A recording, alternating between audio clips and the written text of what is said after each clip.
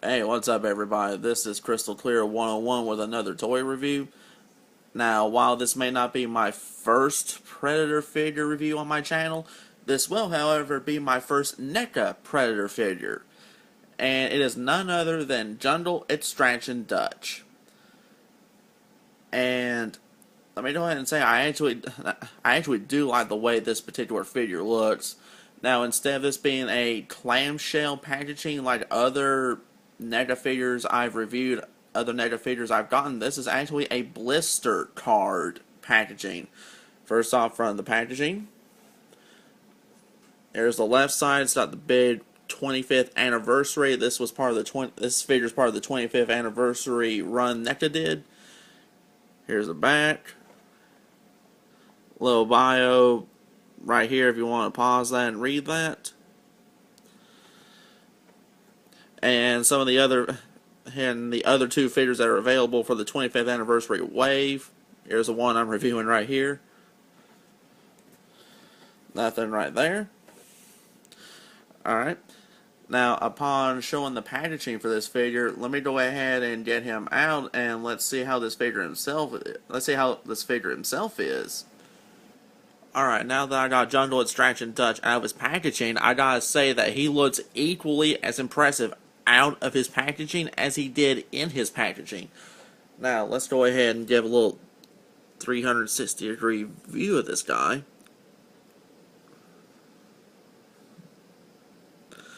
And I gotta say, NECA actually did a top-notch job as far as getting the overall details on Dutch right. I mean, first off, let's go ahead and take a look at the face sculpt. They actually did a very good job on capturing Arnold Schwarzenegger's likeness.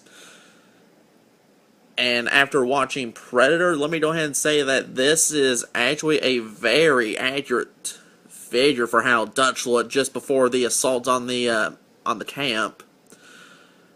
Now, as far as articulation for Jundle Extraction Dutch, his articulation consists of a ball-jointed head, a ball hinge. He has ball hinge shoulders, ball hinge elbows, swivel hinge wrist, ball hinge legs right at the hips, ball hinge knees.